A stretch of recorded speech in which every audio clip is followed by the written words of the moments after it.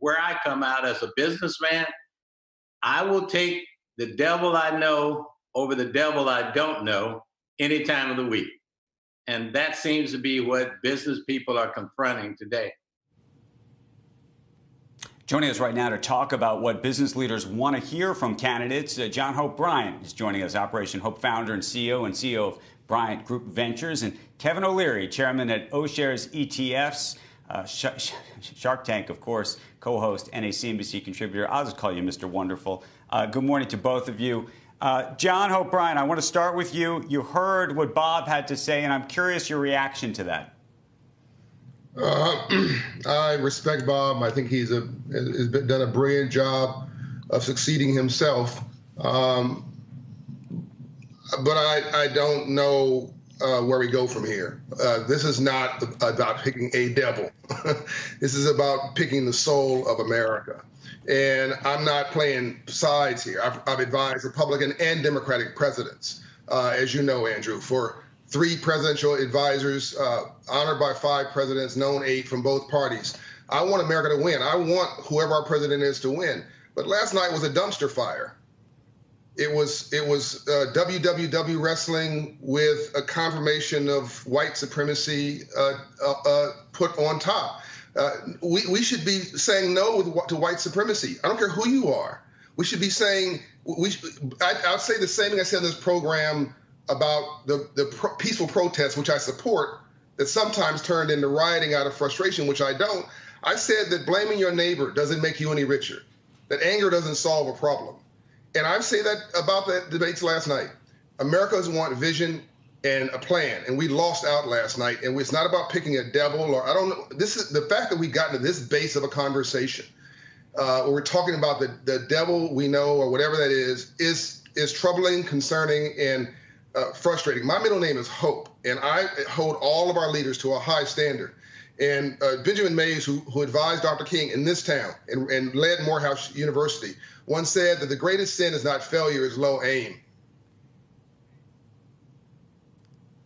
Kevin, react to that, and I also want to hear what you have to say about Bob Johnson's comments and his comments specifically about the business, what he thought or argued were the business policies that he thought were beneficial to the country. And by the way, he seemed to be a relative backer of Trump in terms of even his response to COVID.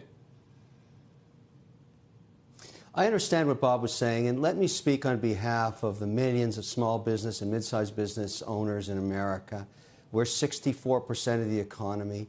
I know who the winner was in last night's debates. It was Netflix, because 45 minutes into that, we had no new information. What we desperately needed, and the opportunity missed for both of these gentlemen, and I would say with certainty that if the president and former Vice President Biden had a chance to redo, they would have, because, number one, we heard no policy from either.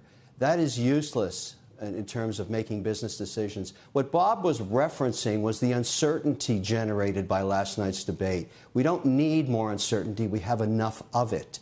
Now, his reference to policy prior in the last 4 years, I would agree with him. Small business and the regulatory environment has been very accommodative for small business. We've seen phenomenal growth up to 6 months ago. I've often said that it reminds me of the late 60s. I have never seen such growth in my portfolio until the pandemic hit. Now, you can be critical of the president's style, no question. But last night, we got no information. I would have liked more information from both, potential presidents. What is the new PPP? Which sectors are you going to focus on? What is the energy policy? And above all, what I wanted to hear that I suffer with every day is, what's your policy on China?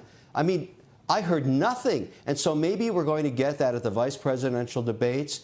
But, to both of those candidates, speaking just as an investor in small business, the core of our economy, let's get our poop together and start focusing on what matters to Americans that create jobs. And I don't mean any disrespect, but we need stability, we need policy, we need to understand what's the next step, because I understand the country's divided. Everybody understands that. But it's policy that drives the economy forward. And from both of those candidates, we got zero. So there's work to be done here in the next 33 days. Shepard Smith here. Thanks for watching CNBC on YouTube.